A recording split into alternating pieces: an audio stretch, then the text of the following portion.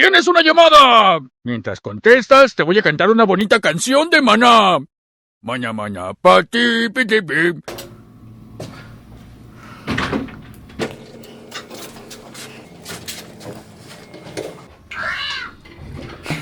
¿Qué fue, amigo musical? ¿Todo bien? Todo bien, mancón. ¿Y el guión? ¿Dónde está el guión de temática? Vaya, en este capítulo no tenemos guión, pero bueno, estamos listos.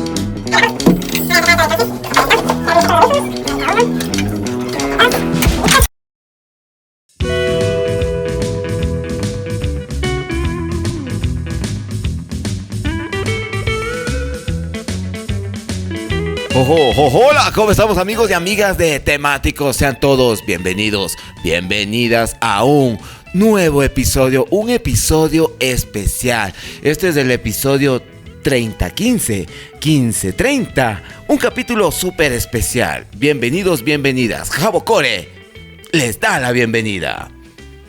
Y junto a él, yo, el ex. Sabe que, muchachos, un gusto contar con ustedes, como lo dijo el Jabo, en este capítulo que está cerrando nuestra segunda temporada. Es importante siempre conocer que cada fase, cada capítulo, o bueno, cada fase, repitiéndolo, tiene su cantidad de capítulos y tiene su momento. La próxima temporada estaremos haciendo este espacio en cada uno de los rincones para que sea más interactivo y que se vea cómo funciona nuestra sociedad con todos los elementos y con todas las personas que son parte de la misma. Pero Temáticos cuenta con un gran invitado en este capítulo cierre de temporada.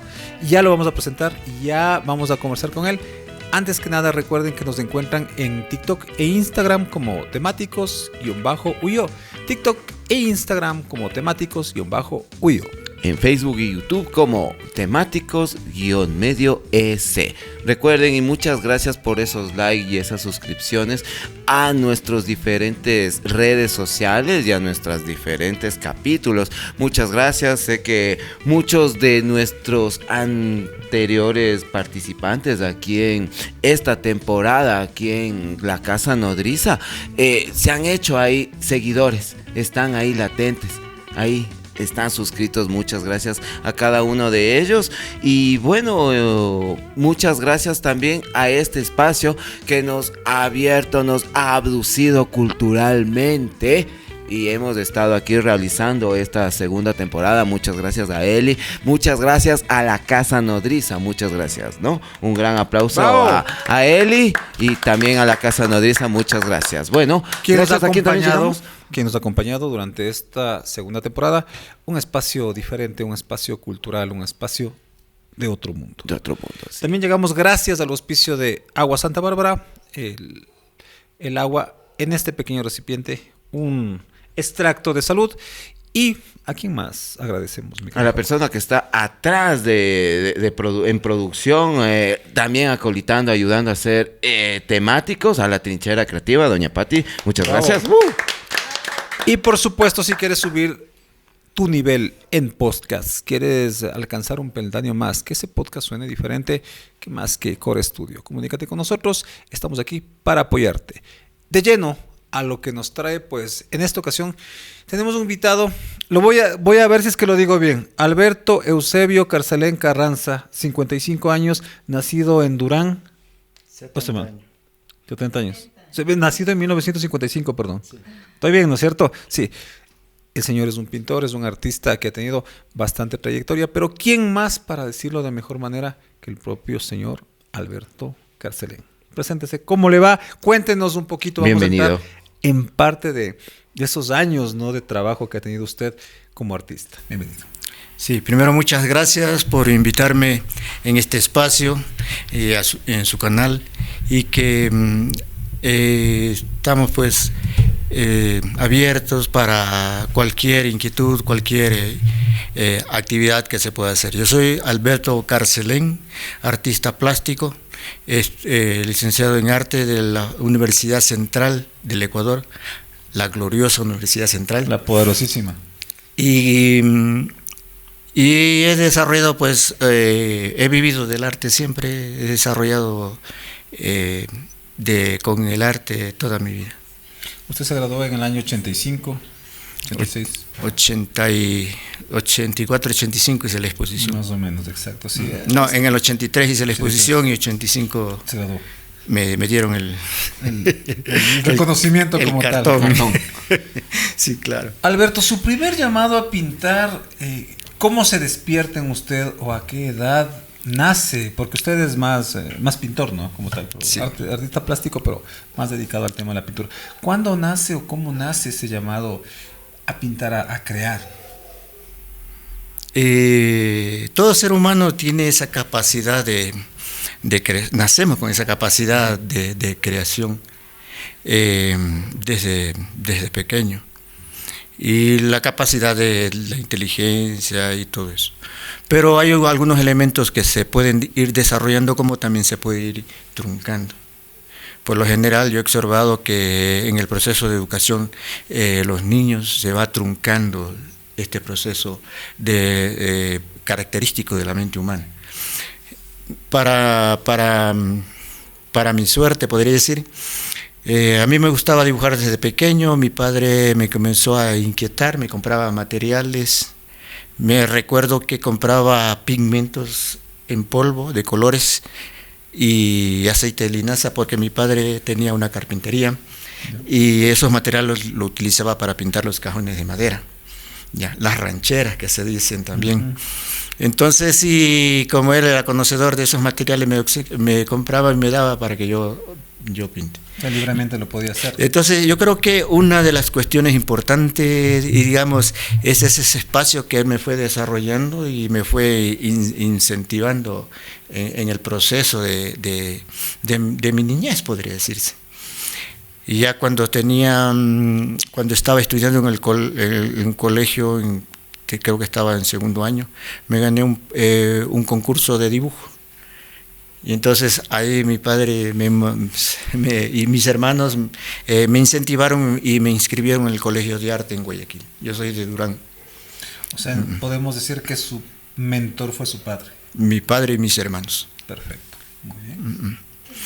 Y en ese proceso entonces fui desarrollando, estudiando y me gradué. Ahí en el colegio participé en algunos concursos de murales en Guayaquil, me gané, digamos, fue escogida en el 74 fue escogida una obra, un diseño mío para los murales de Guayaquil, que en este caso, digamos, la alcaldía de Guayaquil apoyaba en este caso al Colegio de Arte.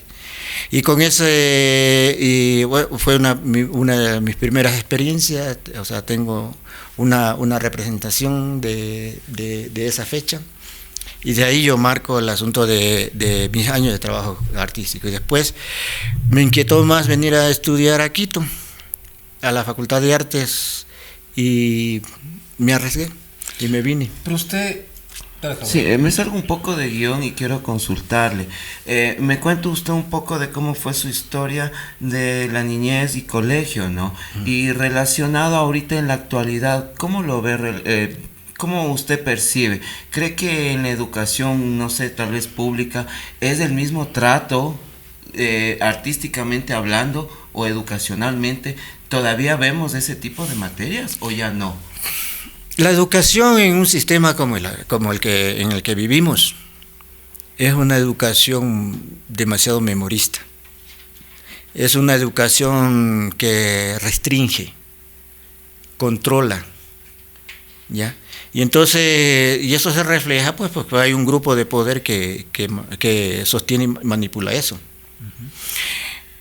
Por eso es que no hay una educación en la cual se desarrolle estas capacidades creativas de los niños, como dije yo anteriormente. O sea, es una cuestión natural.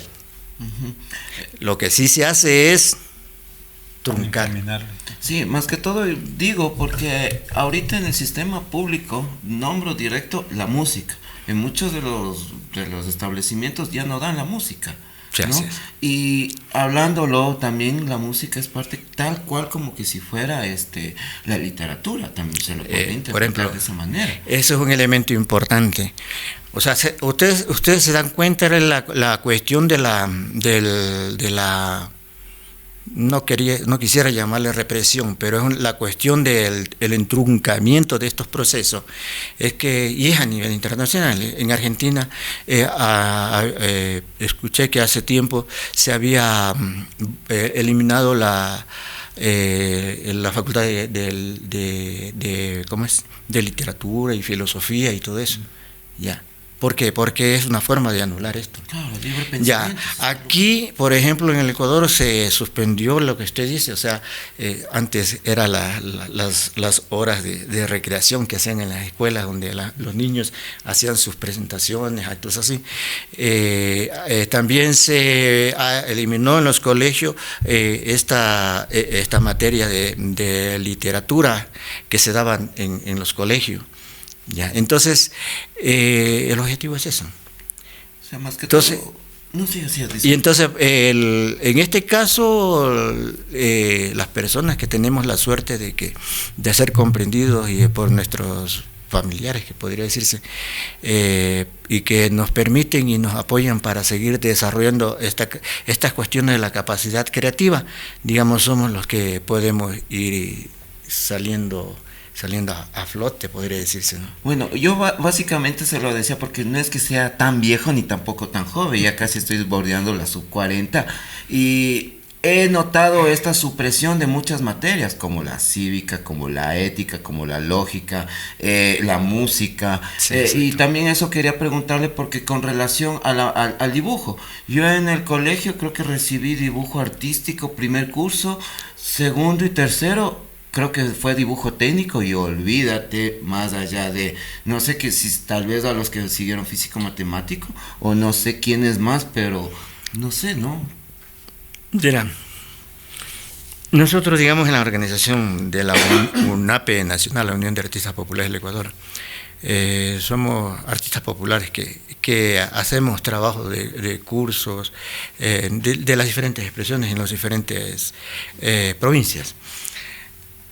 Nosotros hemos ido, digamos, viendo elementos importantes, como el asunto de que la expresión artística, no solo la pintura, toda expresión artística es un elemento, conjuntamente con el conocimiento de la ciencia y con el conocimiento de la cuestión del deporte, es un elemento principal para la formación integral de los niños. Un ejemplo. Yo he dado cursos y, por ejemplo, a un niño, cuando usted le dice, bueno, haga una raya, una casita ya, lo típico en la escuela. Cuando comienza a hacer el niño y hace una raya chueca y todo eso y no hace la casa tan perfecta como el que lo hace con la regla, ¿no? El profesor les califica de que no está bien. Ese elemento, o sea, solo una rayita que hace el niño, eso primero que no debe ser calificado en la escuela. Ya. ¿Por qué? Porque el niño está expresando la situación de su momento en ese rato. O sea, puede ser que atrás de eso haya existido en la mañana un problema en la casa, puede ser que exista una necesidad, que no haya venido sin comer. O sea, son algunos elementos que a la persona, cuando hace una cuestión de expresión libre, se expresa en la raya esa que hace. Y entonces, calificar como negativo eso afecta porque el niño ya no coge, comienza a disminuirse esa confianza que se tiene de sí. Y el profesor le dice, eso no vale, eso no está bien. ¿Ya? Entonces, toda raya, así sea mal hecha, es bien hecha en este caso, dentro de la cuestión artística. Está... Acá, mejor de preferencia. Perfecto. Y entonces, y cuando se le desarrolla al niño que vaya haciendo las cosas y no se le califica, sino que se le va diciendo que está bien, que siga desarrollando, dándole esa confianza, vas aportando a la cuestión de su confianza y a irle perfilando de que él exprese, digamos, su personalidad. O sea, ya. Que pueda y desarrollarse mejor, ¿no? Y eso le va formando, digamos, con esa confianza ya se va formando ya en un ser ya con una capacidad de crear, de inventar. No es necesario de que los niños cuando estudian arte sean artistas de mayor, ya de grande. No, Eso le favorece cuando cualquiera de los jóvenes o niños que hayan estudiado arte, cuando son adultos, tienen desarrollo esa capacidad de la creación, la percepción. Y un profesional con una buena percepción puede ser mejor, puede descubrir cosas. Sabe que yo me hago eco, perdón que le corté, me hago eco de lo que usted dice, porque mucha gente a nivel profesional no usa algo que se llama el sentido común. Ya. Porque todo el mundo se maneja desde una directriz sistemática de que es así. Pero cuando uno usa el sentido común, la lógica, a ver, si esto funciona, usa la lógica, puede resolver problemas mucho más grandes que solo usando el conocimiento como tal. Eso es lo que también encamina lo que usted Claro, hay muchos profesionales que son de una forma esquemática, dicen, bueno, usted se hacía así, y pan, y se hace. Se hace así, tan, y se hace. Exacto. ¿Cierto? Pero un profesional, un arquitecto, que en vez de coger, a ver, aquí la columna, esto, y decir, se hace así, y ya. Si un profesional, un arquitecto, luego que hace una construcción, y luego comienza a verle algunas cosas especial, está utilizando ya la percepción y está utilizando ya la cuestión de la creación. Correcto. Y dice, no, la próxima le hacemos así. Claro, romper Y los de- paradigmas establecidos. Exacto. O sea, y no es que se desarrolla solo él como profesional.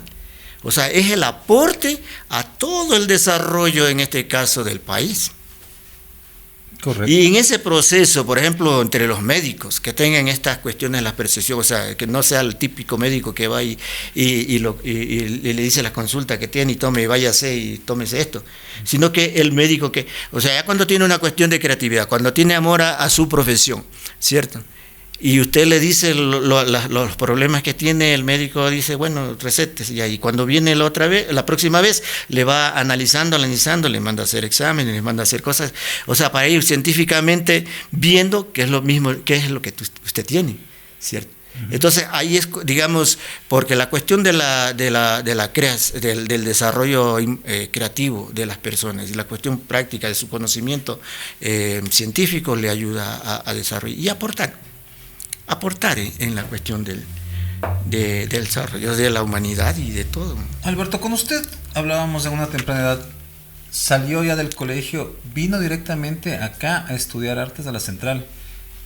¿Fue un plus el que haya tenido este acompañamiento, este primer desarrollo, el tomar la carrera como tal? ¿Le ayudó bastante? ¿Le dio, digámosle, cierta ventaja con los otros alumnos? ¿O percibió que vino a aprender desde cero todo lo que tiene que ver con su carrera como tal? Bueno, o sea, yo creo que el hecho de desprenderse de uno a temprana edad de su familia le ayuda bastante.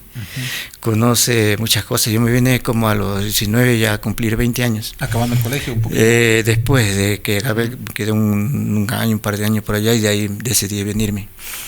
Sin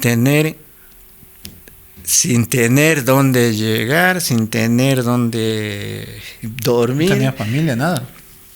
Por suerte fue que vine a conocer primero la facultad. En ese entonces existía el libre ingreso. El libre ingreso, digamos, fue conseguido en los años 70 por un levantamiento de una huelga de los jóvenes. Hubieron como 30 muertos en esa huelga porque eran las épocas de la dictadura militar en Guayaquil, y se tomaron la casona universitaria. Y hubieron muertos ahí. Después, estamos hablando en los años 70, por ahí más o menos. Y después en el 73, cuando entró la bombita con la cuestión esta, es que se da paso al libre ingreso, para aflojar un poco esa cuestión de la fuerza que venían teniendo las movilizaciones estudiantiles en ese entonces. ¿Usted usó la residencia universitaria ahí? Perdón. ¿Usó la residencia universitaria? Acá había opción, pero no pude utilizar. Ya, perdón que la interrumpí. Sí. Sí, porque también me estaba Sí, sí. acordando de los censos. Sí, entonces, como había libre ingreso, o sea, por suerte y agradeciendo a los jóvenes que se sacrificaron y que lucharon por eso. Yo llegué a Quito, me acuerdo, un día domingo con un amigo que la hermana vivía aquí. Y entonces de ahí nos fuimos al día lunes a visitar, a conocer la Facultad de Artes. justo llego y era una época así como de junio, así que habían salido de vacaciones, llego, vacío, así llego a la Facultad de Artes y ahí me encuentro que estaban, o sea, pregunté en secretaría qué nomás se necesita para venir trayendo, ¿no? Y inscribirme. Y dice, no, ahorita estamos inscribiendo. Oh. Le digo, ahorita sí, le digo, ¿y qué nomás se necesitan? La fotocopia de la cédula, 2 fotos, el acta refrendada del bachillerato y 5 sucres en ese entonces. Sí, qué súper. Entonces yo vine. Ahí mismo sí. En la misma locación. En la Facultad de Arte, claro. Ahí Ahí, mismo, sí. ahí fui a preguntar y ese es el libre ingreso. Yo ese rato dije, le voy a dejar pagado, le dejo las 2 fotos, voy a sacar la copia y le entrego la copia. Y después le puedo entregar, de la partida de nacimiento también, la copia de la partida de nacimiento y el acta refrendada, le digo, porque en realidad yo no pensé que estaban, no sé si. Dejé eso y después al mes, en agosto, me acuerdo, un 27 de agosto me vine aquí. Entonces pagué y todo eso y me inscribí. Ahora, para estudiar, le ponen un montón de trabas, o sea, le hacen que tienen le toman exámenes de ingreso, exámenes para que sea bachillerato, examen para todo, o sea, no es tal. ¿Qué tal si hubiese habido esos exámenes que se toman ahora? Yo hubiese venido con mala noche, sin estudiar y todo, y me hacen un examen y no sirve. Y yo hubiese ido arrepentido diciendo de que no sirvo, cuando en realidad no es, en este caso, las circunstancias de un examen no puede definir todo el conocimiento que uno ha venido haciendo desde hace 6 años. Pero el momento que usted ya, libre ingreso, estuvo en la facultad, ya empatándonos con lo que le decía, ¿usted se sentía un poco más aventajado porque sí hubo el apoyo de hermanos, el apoyo de papá para expresarse artísticamente? Sí, o sea, claro, un poco allá más de ventaja contra... No, pues ya, es que esas situaciones que te dan a vos desde niño ya te arriesgas a venirte. Porque porque primero, ya es una cuestión de sí, confianza. Exactamente, porque si me voy a encaminar hacia un objetivo que ya está trazado, que ya está marcado, lanzarme a una aventura así no lo hace cualquier persona. Y hablamos no solo de gente en su tiempo, ¿no? Que se claro. de una provincia a otra, hablamos de gente que se lanza a otro país. Claro. Carrera, porque así en realidad es. tiene su objetivo Así claro, ya tiene definido como tal. Yo una consulta. ¿Cómo definiría la demanda en ese entonces? ¿Había bastantes estudiantes en ese entonces para su carrera afín artes? ¿Era una carrera demasiado en la cual tenían que competir para entrar o tenían que competir para quedarse? Verán, ya. El asunto del libre ingreso, o sea, no es que todos entran a primer año sin crimen. El asunto del primer ingreso, y es lo que se debe aplicar ahora, es que existe, por ejemplo, yo que venía estudiando artes, tuve que seguir 2 meses de nivelación, le llaman, ¿ya? Y para los que no estudiaron arte, entonces entran un año para darle el conocimiento. Y ahí pasas ese año, entonces ahí ya entras a primer año. Más o menos como un pre. Entonces, sí, un pre. Entonces, o sea, no va a haber un amontonamiento, o sea, más bien es el espacio de que todos tienen el derecho de tener la oportunidad para ingresar. Ya, y eso debe ser en todas las profesiones. Correcto. Sí, porque debe haber un escalafón en el que se diga, a ver, tú estás un poquito más de arriba. Eso es lo que hacen, por ejemplo, en algunas facultades con el tema del inglés. Hay gente que tiene mejor nivel de una prueba, te reubican de acuerdo a tu conocimiento como tal. Y eso es bueno. Yo también. Sí, entonces, por eso es interesante que los jóvenes sigan luchando por el libre ingreso. Sí, porque claro, esta tiene situación derecho. de la cuestión de que en base a un examen de pseudo aptitudes o actitudes que te diga tienes que seguir esto y tienes que nombrar las 3 carreras que quieres, y si es que sales bien, si no, qué pena, eso es lo que te toca, es limitarte bastante. Claro. Yo lo digo porque, bueno, también estoy dentro de la Universidad Central trabajando y he notado esta situación, y por eso mi pregunta, porque en la bueno, siempre fue lo mío la música, y en música siempre ha sido como que antes de que llegues acá a la facultad te hacen la cenidera, tienen que hacerte la audición para saber que en verdad tienes los conocimientos suficientes como para que estés aquí aprovechando la educación pública y formarte en lo que tú necesites, sea instrumentista, arreglista o compositor. No me acuerdo si había una más. Creo que también es productor musical, no estoy seguro. Pero es válido hasta cierto punto, ¿no? Hacer ese seleccionamiento de no cualquiera va a venir y el que viene ya tiene que estar previamente formado. Entonces ahí también radicaba lo que decía Mauricio. Oye, nos hemos salido un poquito de guión y justo aquí fuera de igual del guión me preguntaban aquí extraoficialmente, ¿cómo vivimos del arte? Bien, Complicado, siempre que me dicen cómo que a sobrevivir, yo, bueno, con el arte, O subsistir.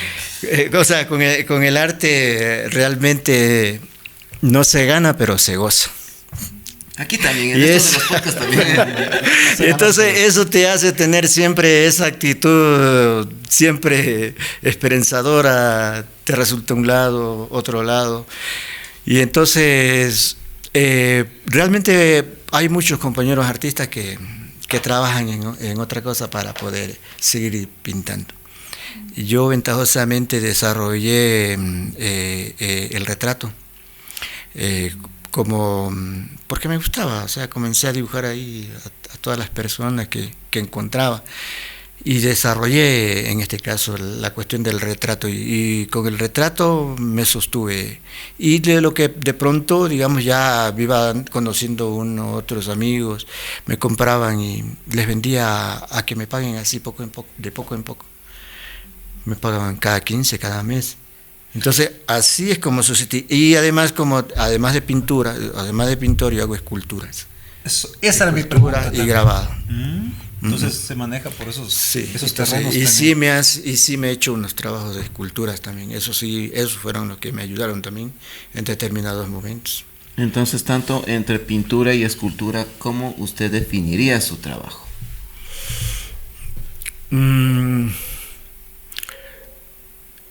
Cada expresión te da posibilidades, son diferentes. Cada expresión te da posibilidades. En el proceso de mi creación, o sea, yo observo, digamos, me inspiro de la cuestión de la vivencia diaria.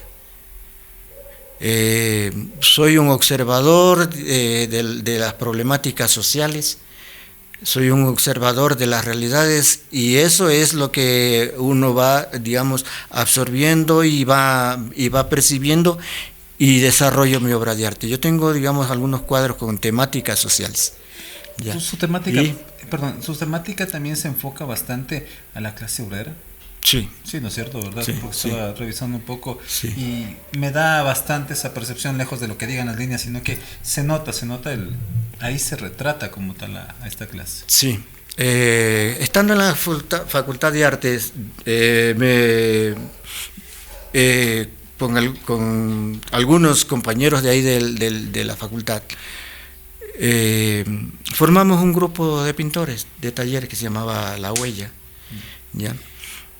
Y en ese proceso, digamos, se creó un movimiento que se llamaba el Centro de Arte Nacional.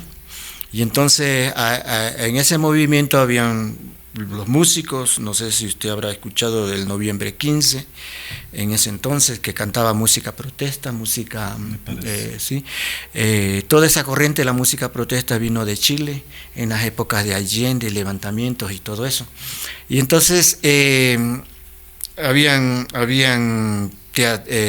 personas que hacían teatro en ese entonces, Lucho Martínez, que tenía ese movimiento y tiene todavía un grupo que se llama Matraca. Había en ese movimiento también estuvo Bruno Pino, en el cual Iván Pino, digamos, era hermano de Bruno, de los Pinos que tienen el centro cultural aquí por la estación del tren. los músicos cantores del pueblo, había otros músicos que se llamaban... entonces habían los poetas, Rafael Arrea, un poeta, digamos que... Un poeta que perteneció al movimiento de los Sánsicos, de los años 60. Entonces, esas cuestiones, digamos, de esas relaciones, de estas personas que comenzaron a desarrollar esta cuestión crítica, en este caso de la realidad, es que me fue influyendo también y comencé yo a desarrollar mi obra de arte. Entonces, mi obra de arte siempre tiene un contenido social sobre la problemática social y la vida, observando la vida, los procesos. Alberto Carcelén, ¿alguna vez incursionó en la enseñanza? Sí, como profesor no, en colegio no, pero sí he dado cursos, sí. Y en la actualidad también. Y cursos gratuitos también. Como le gusta a mucha gente, gratis. Sí. ¿Y usted que anda ahora en esta cuestión del arte? ¿Sí dan cursos? ¿Sí hay cursos para...? En el local del Centro de Arte Nacional, digamos del Quiteño Libre, que es un local que tenemos, es una galería, hacemos exposiciones permanentemente. Ahí en ese espacio se ha dado curso de música y curso de dibujo y pintura. Hay unos compañeros, digamos, jóvenes que están haciendo esa cuestión de los cursos. Perfecto. Qué bueno, ¿cómo saber? Ha conversado un poco de cómo ha sido su trayectoria, cómo ha ido evolucionando también dentro de la misma escena. ¿Cómo está o cuál es su percepción acerca de la escena actual?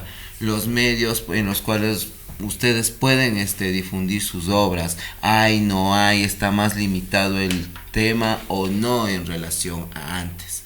Digamos 70s, 80s, 90s. Bien. Hay una problemática bien complicada en la actualidad. Nosotros, digamos, cuando teníamos este grupo del taller La Huella, teníamos compuesto Freddy Mejía, se llama un compañero de Imbabura, pintor, Eduardo Crespo y Bisuete, Fernando Bisuete, éramos los cuatro los que hacíamos. También ahí trabajaba Rafael Díaz, que también es pintor. En ese entonces nosotros comenzábamos, digamos, hacíamos exposiciones en las calles y hacíamos también algunas esculturas, nos salieron ahí. Entonces había una facilidad de que el artista ponía un precio. Ya, entonces nosotros, por ejemplo, hicimos unas esculturas, la primera que hicimos fue en Riobamba, que se llamaba un Monumento a la Paz, en el redondel de una ciudadela de 6 metros de altura, y las esculturas tenían de 3 por 2 más o menos, en acrílico, o sea, en acrílico. De ahí en resinas. Hicimos también unas esculturas para San Cristóbal, el pescador, el colono, para Charles Darwin y otros personajes que tenían que ponerlo en el parque en San Cristóbal. Hicimos unas esculturas que era del trompo aquí en Quito, que se puso en la Carolina y que después el municipio lo retiró, no sé por qué.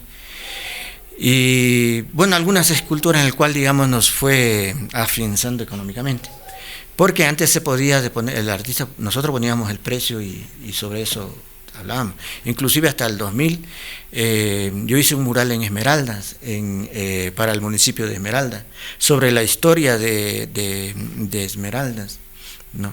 Es algo bien interesante eso. Entonces yo puse un precio y sobre eso me pagaron. Una escultura que hice en el Oriente también. El cuadro usted lo podía poner un precio y lo podía elevar un poco más también y le pagaban. Guayasamín se dio el lujo de poder pedir hasta en eso, entonces pedían 30,000, algo así, por un cuadro.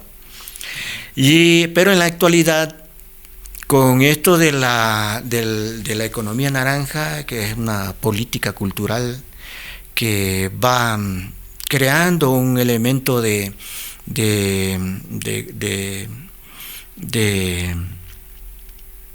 ¿cómo se podría decir? Que realmente a los artistas es explotado. Ya. O sea, por ejemplo, Los artistas están codiciados. Por ejemplo, yo hice un mural que pude cobrar $15,000, ya en el 2020, ya cuando estaba dolarizado. Pero ahora que una persona hace un proyecto, gana un concurso en el ministerio, hace el proyecto y después nos contrata a los artistas y nos paga 300 por pintar una pared en la calle.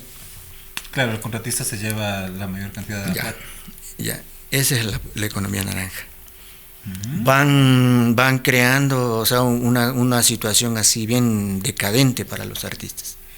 Entonces, nosotros como organización estamos luchando de que primero exigimos una ley que se llama el 1% del Producto Interno Bruto que sea para el arte y la cultura en el país.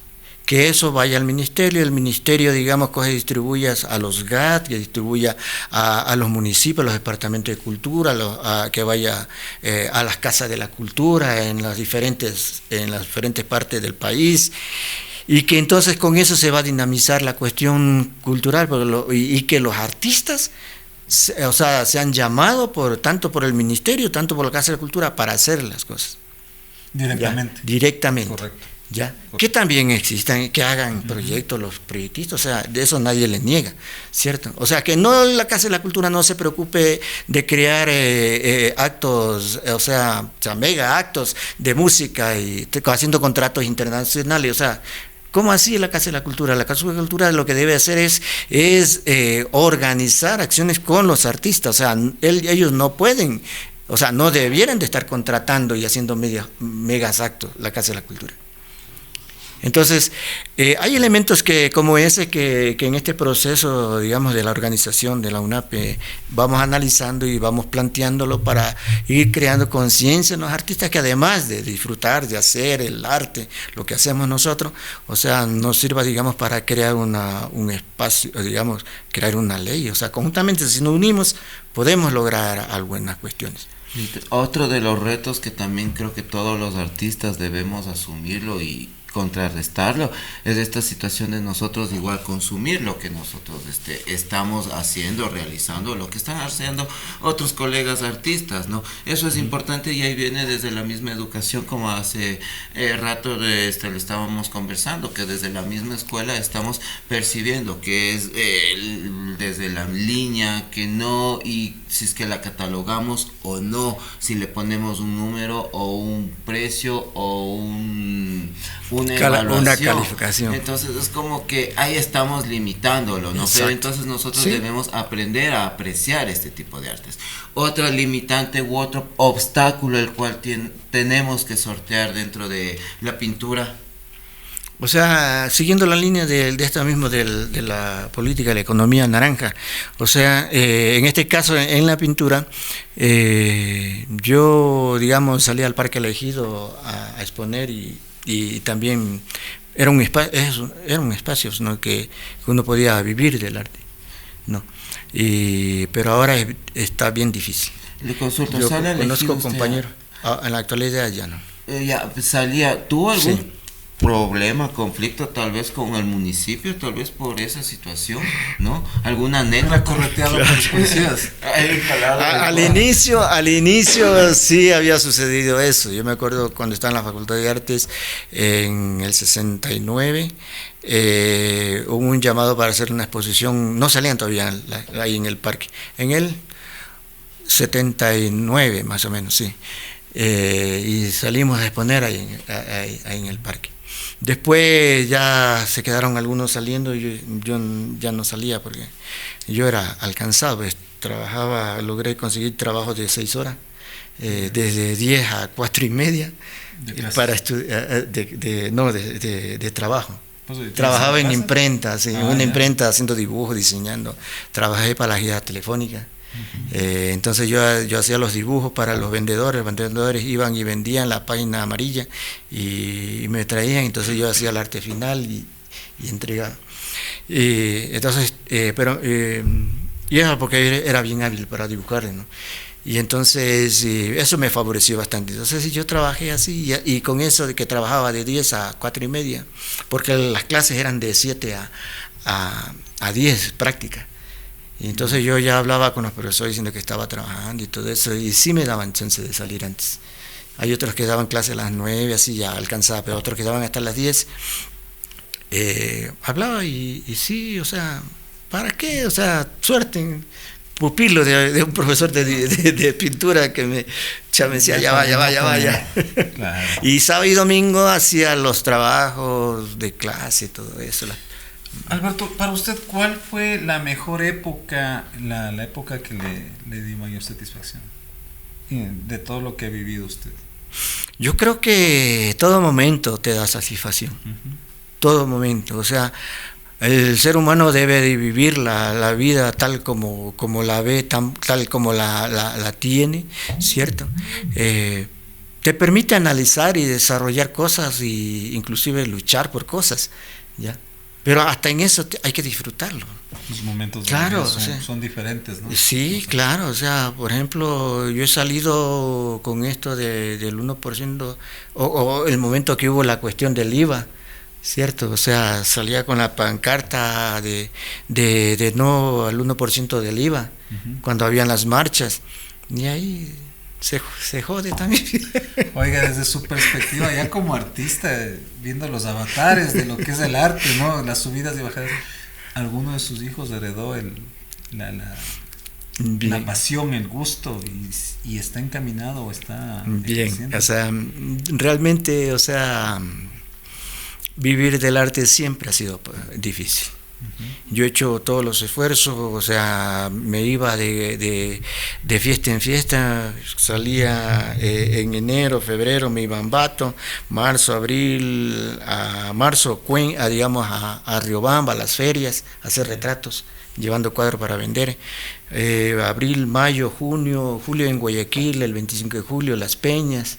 Así mismo exponer y hacer retrato. De ahí me iba a julio, agosto en Esmeralda, 5 de agosto, septiembre, octubre Guayaquil, septiembre, agosto en Loja, septiembre digamos en Loja, agosto en Esmeralda, Guayaquil 9 de octubre a las ferias.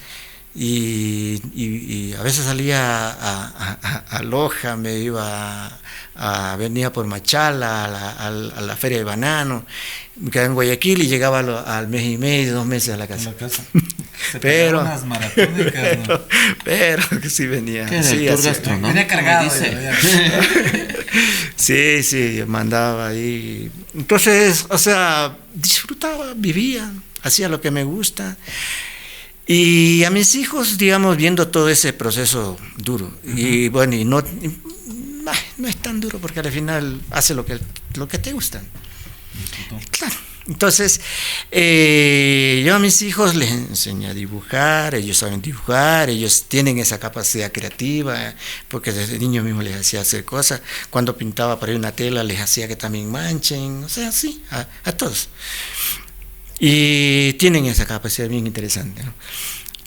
Pero nunca les planteé de que sigan ni nada, o sea, les dejé que desarrollen solito. Y más bien yo les preguntaba a los 10 años qué quieren hacer, y me decían, o mi primera hija, que quiero ser profesora, bien, hice todos los esfuerzos para meterle en Emanuela Cañizares, hasta ahí amanecido para inscribirle. Y en así, el capítulo hablamos de eso, de buscar cupo, que era lo complicado. Claro.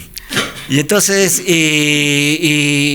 mi otra hija que quería ser periodista, ya muy bien, también hicimos los esfuerzos para que entrara a periodismo a la gloriosa Universidad Central.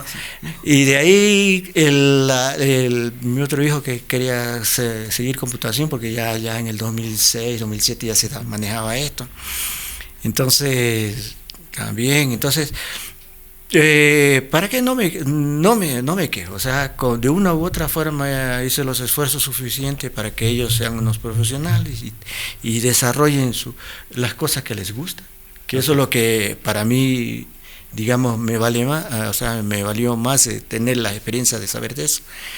Y no, nunca les exigí, pero sí les gusta todo, aprecian, pero más desarrollan con más gusto su cuestión artística. Yo creo que la persona que se realiza, porque es parte de la cuestión esa, además de ir formando un carácter en las personas, es realizarse. Correcto. Ya, en este sistema hay mucha gente que no se ha realizado. Si viven amargados, ofuscados y frustrados. No, simplemente no se han realizado como profesionales porque les ha gustado ser tal cosa y no han podido. O como dijo el compañero, quería seguir tal cosa y dice, no, usted váyase a su opción tercera. Entonces, no está bien, ¿no? Le consulto, tal vez, ¿lleva cuenta de cuántas obras ha hecho, ha realizado, y de esas obras, cuál usted considera que es la mejor o la digna de destacar? Tiene una libretita por ahí donde anota todo lo que he hecho. O sea, no, de pronto de Bueno, retratos he hecho, pero cualquier cantidad, puede ser siquiera más de 3.000 retratos, siquiera. 3.000. Siquiera, porque desde los años, desde el 90 comencé, o sea, sabía hacer retrato desde joven, pero ya en el 90 fui al Parque Elegido y ahí comencé a trabajar retrato. Y eso en cuanto a los retratos, en cuanto al resto de su obra. Ya, la obra tiene unas 300, 400 más o menos. Pinturas entre acuarelas, grabados, cuadros grandes, cuadritos vendidos. La que más le llama la atención a destacar. ¿Y por qué? Hay muchas. Por ejemplo, hay un dibujo, o sea, tengo cuadros grandes de 220 por 240, allá en el Quiteño Libre, en la galería. Pero es al óleo, me demoré como 4 meses en hacer. Tengo un cuadro que es así mismo de 240 por 2 metros, que me demoré 1 año, porque es una cuestión bien interesante ese cuadro. Pero bueno, todos tienen una cuestión parte de la vida, pero el que realmente me dio alegría fue un dibujo que le hice a un sordito en Durán que vendía helados. Yo dibujaba con crayón, y ahí con el calor el crayón se hace bien suave. Entonces estaba haciendo bocetos así, porque yo hacía bocetos y eso lo llevaba a cuadro. Ya, andaba en la calle, veía así temáticas populares de la gente, así, hacía bocetos y eso hacía la obra. Ya casi toda mi obra tiene esa característica. Y una ocasión veo a un vendedor conocido, ¿no? Que de ahí que era sordo mudo. Y entonces comienzo y le digo, te hago un dibujo, le muestro un dibujo, no le digo, te hago un dibujo y me das un helado, ¿no? Y él decía, no, decía, y le digo, sí, le digo, y comencé a dibujarle, no, decía, y se movía así, y cosa que mientras iba moviendo, yo llegué a dibujar en 9 minutos retrato. Wow. Logré. Ya. Pero en esa época no vendía, no sé, ahora es popular que le hacen igual a carboncillo, creo, sí. y le venden. Usted le hacía el boceto y de ahí se iba a pintar, ¿no? Sí, pero hacía retratos también. Wow. Y entonces, o sea, yo trabajé bastante el retrato, que llegué a captar así cosas bien, interesantísimas. Y entonces, y estaba que le dibujaba y se reía, le dibujaba y se reía, y hasta cuando ya no se reyó, entonces ahí ya le paré ya. Y bueno, ya traje ese cuadro, ese de bocetos, y yo le daba vuelta a ver cómo lo saco. Y decía entre mí, era haber dibujado con la carretilla, con todo así, ¿no? Porque tengo un tema del vendedor de helados, de agua y coco. Y entonces, bueno, y estando en el taller, así revisándolo, un compañero del taller La Huella comienza a ver y dice, oye, este dibujo está bacán, dice. Y estaba así, trazo, o sea, no estaba terminado, como quien dice. Le digo, habla serio. Sí, dice, está bacán, dice. Mándalo, dice, al concurso de dibujo que hacían aquí en el municipio.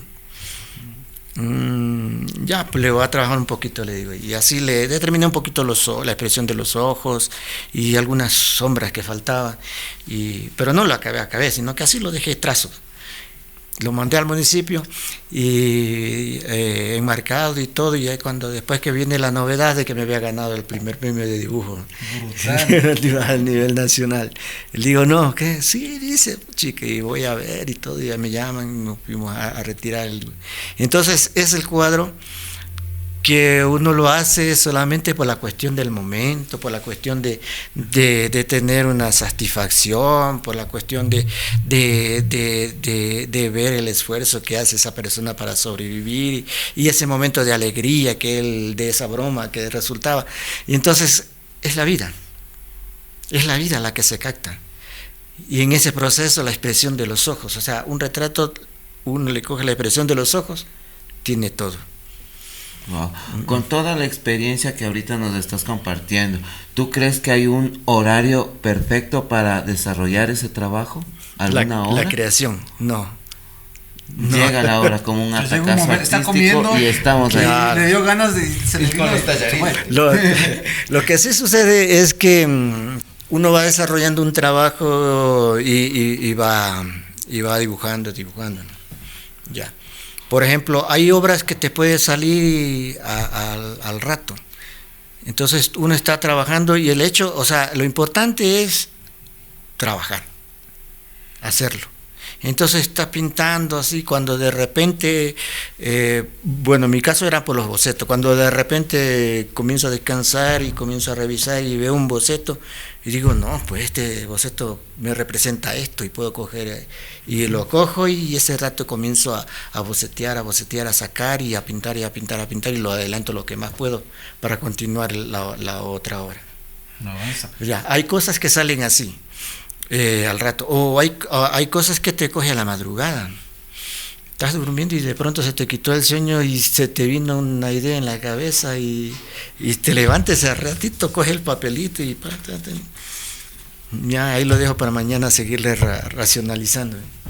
Entonces hay ideas que te salen así, pero hay ideas, verán, tengo un cuadro que se demoró casi un año en hacerlo. Es el cuadro grande que tengo de 2 metros por... Ahí en la página está. Se llama El Barrendero. Ya, yo tenía una idea de que nosotros, el pueblo, digamos, alguna vez que lleguemos a estar en el poder, gobernando, o sea, tiene que barrer un montón de basuras, ¿no? Nos convertiríamos en el barrendero de todas estas basuras que está estructurada, ¿no? Y yo le daba vuelta, ¿cómo lo hago? Y comencé aquí en Quito, hice unos bocetos, en ese entonces habían unos barrenderos que llevaban unos tachos de plásticos azules, así, llevaban 2 así. Y bueno, ahí cogía bocetos así, iba a Guayaquil, iba hacia otros lados, donde iba a dibujar, a trabajar, veía un barrendero, cogía y me ponía a dibujar. Ya, porque en ese entonces no había cámaras con los celulares. Y entonces, y sacaba los bocetos así. Y imagínense, yo comencé aquí. Me acuerdo que en julio, en Guayaquil, cogí y hice un barrendero que pasaba ahí donde estábamos exponiendo, cruzaba un señor con un tacho, pero así de esos de metal, ya golpeado por todos lados, así chueco y todo eso, y que iba, que le sonaba y se movía ese carro, y veo y se pone a barrer ahí, cogí, le dibujo, y se sienta por allá a tomar agüita, lo dibujo. Y, o sea, no sé si me vio, pero me dio chance porque se sentó y ya, y le dibujé al hombre también y le enseñé y todo, ay, chévere, bonito. Y entonces ahí se me vino ya la cuestión. Y de ahí aquí en Quevedo, que también que me fui al municipio a presentar una propuesta a ver si salía, que no salió. También me senté así a dibujar y así mismo un tarro chueco y todo eso, y la característica del barrendero. Y después ya, digamos, con esos elementos de lo que había hecho, comencé a hacer ya el boceto final. Primero hice una plumilla, que tengo una plumilla de ese barrendero, y luego lo hice en un cuadro grande y comencé a pintar. Pero o sea, ya después de que ya tenía la idea, ya unos 2 meses, 3 meses, terminé el cuadro grande. Ya. Y entonces, pero sí fue la idea un año. Porque me daba vuelta, y yo tengo que hacer algo, claro. O sea, yo relacionaba el asunto del barrendero como el que limpia todo. Entonces, ¿qué es el cuadro? El cuadro es, digamos, un tacho y el barrendero sentado bebiendo agua, ¿no? Entonces, en el tacho me di cuenta de que los barrenderos iban cogiendo elementos que necesitaban. Entonces, zapatos, muñecos, o sea, cosas que podría reciclar, podría decirse. Ya iba recogiendo y poniendo hacia un lado. Amarrando. Ya, exacto. Entonces, y yo ya tenía la idea y yo comencé a dibujar el tacho así todo chueco, y en el aire que volando hay una pala azul, ya, una escoba verde, ya cruzado dando composición, a un lado recogido un par de zapatos que él había encontrado para su esposa, una muñeca que recoge para llevarle a sus hijos para que juegue, y de pronto se encontró una cinta presidencial que la colgó también ahí. Ya, genial.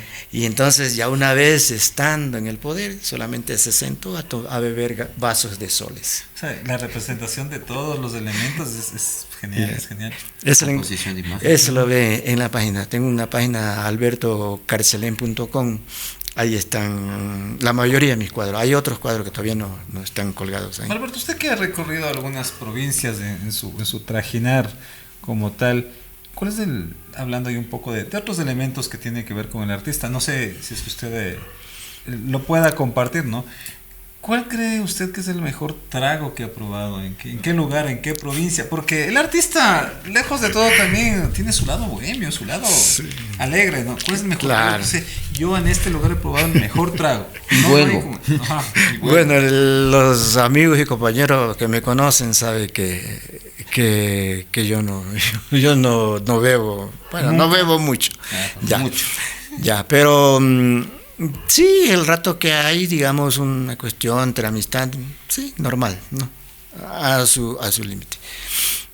Pero entonces, para decir, bueno, lo que existe más bien, digamos, una cuestión muy diferente, ¿ya? Algo que me probé unos dos y ahí nomás quedé. Una vez que estábamos haciendo la escultura de La Paz allá en Riobamba, por ejemplo, un amigo de ahí del sector va y nos trae una botellita de trago y dice, venga, les obsequio este pájaro azul. Pájaro azul. Cosa que estábamos ahí conversando en reunido y todo eso, y comienzan a compartir eso, pero me pegué 2 pepas. Chao. Ahí nomás me quedé al tono nomás. Ya, bueno, y seguía conversando y todo, pero ya, y como me conocen, entonces me dicen, ya. O sea, nunca fue no, nunca, en ninguna parte. Tal vez la costumbre por haber venido en un sitio donde no conocía, de joven me dediqué a estudiar y bueno, y hay que cuidarse uno mismo.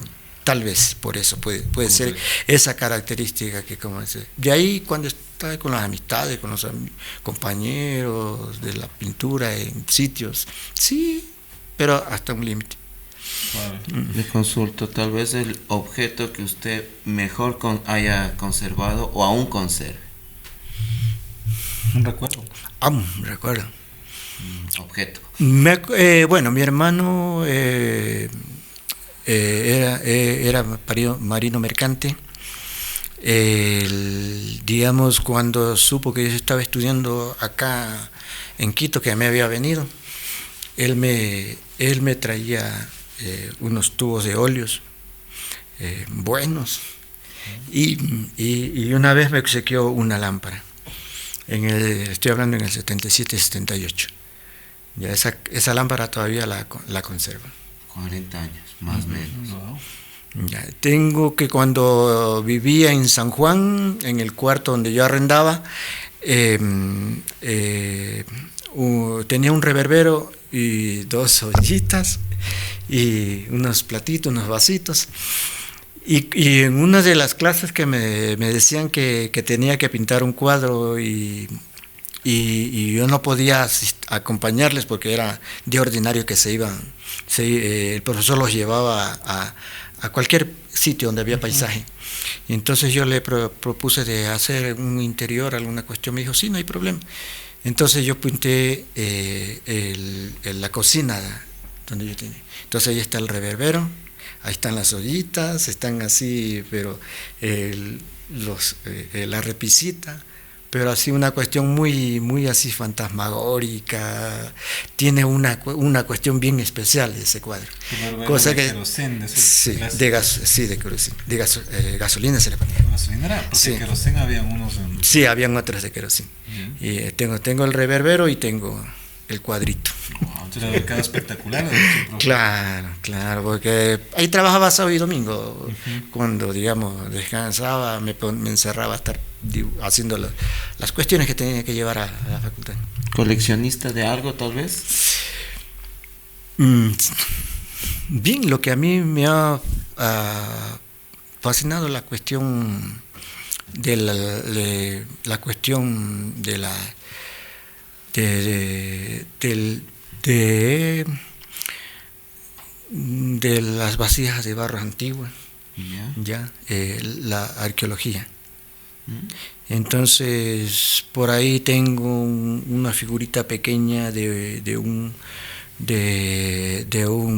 una figura Valdivia, que siempre le doy vuelta, le veo, tengo un collarcito que me compré en Guayaquil, así mismo de la cultura Valdivia. Hay simbologías alrededor de eso. Sí. Entonces, me atrae, o sea, siempre paso observando, entonces he hecho algunas cuestiones abstractas sobre esas simbologías antiguas. Y entonces hay, por ejemplo, figuras de peces, figuras de aves, figuras de lagartos en esos collares antiguos. Y he hecho un cuadro, un paisaje abstracto con esa forma, que yo le veo esa forma geométrica que se repite en algunas vasijas, y yo le veo como la simbología de mar. Como de mar. Y entonces hice algunos cuadros así con esa simbología y peces. Compré unas imitaciones que hacen en Manabí de unas máscaras. Pero me llamó la atención, digamos, porque esas máscaras que tiene el rostro son más que nada, primero son funerarias, ¿no? Se le pone a los que fallecen.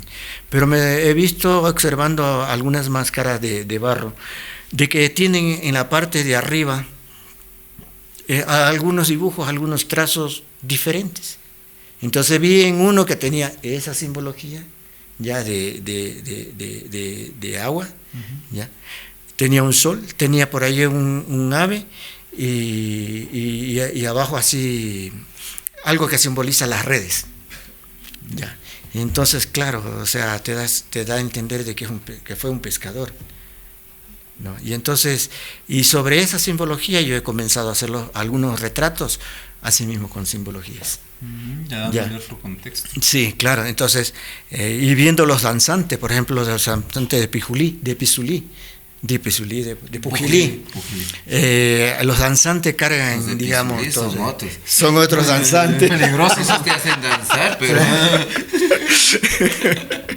Entonces ahí le vi, digamos, esas cuestiones que llevan en la cabeza los personajes estos, y ahí se ve simbologías.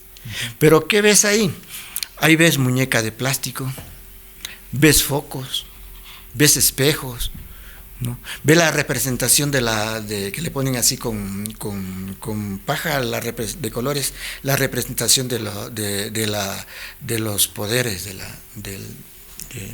de la cosmovisión, ¿no? Pero en todo eso ves así cosas de plástica.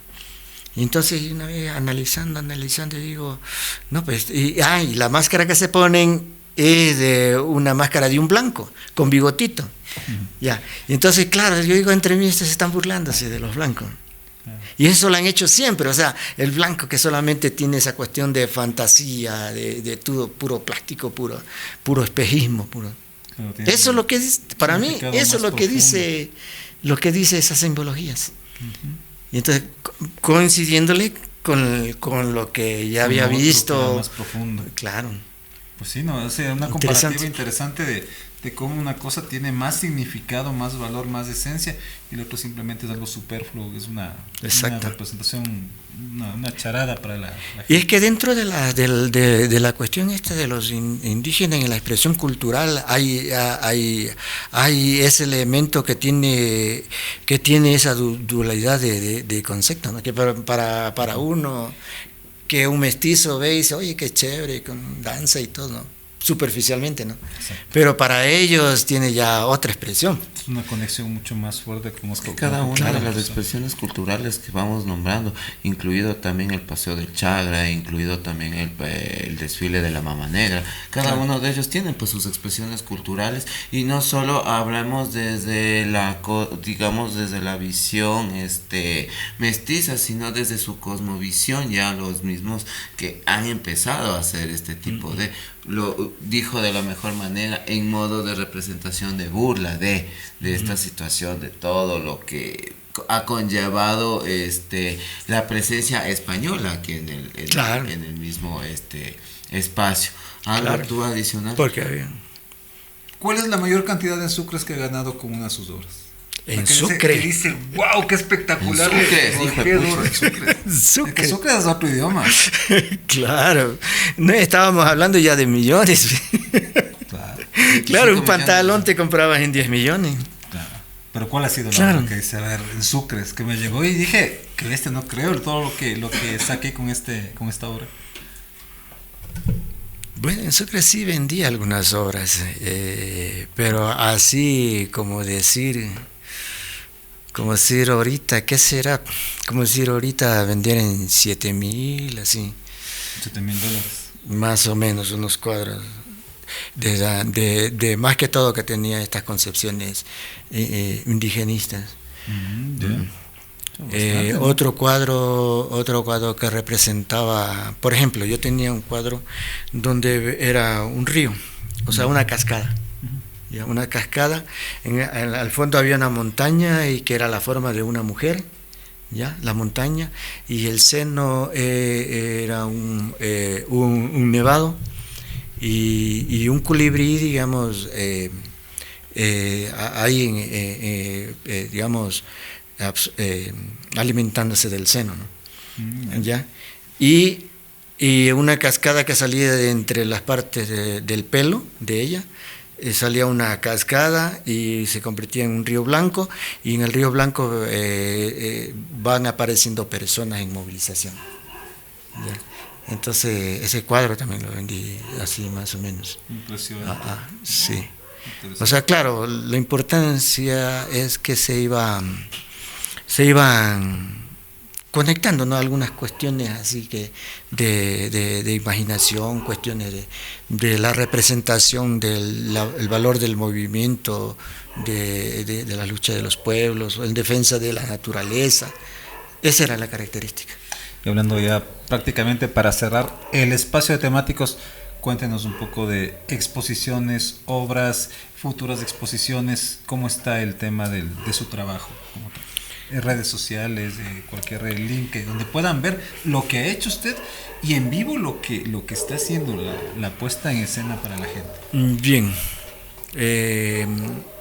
Bueno, la página, digamos, donde que tengo, que es albertocarcelen.com, donde pueden ver las obras, pueden ver la hoja de vida hasta el 2005, más o menos, que está, que no la he actualizado.